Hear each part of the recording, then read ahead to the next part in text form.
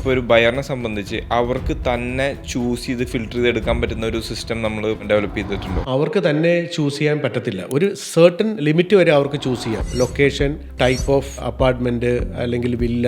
പലപ്പോഴും ഇവർ ലൊക്കേഷൻ പ്രൈസിങ്ങിലൊക്കെ ആയിരിക്കും ഇവർ വന്ന് നിൽക്കുന്നത്.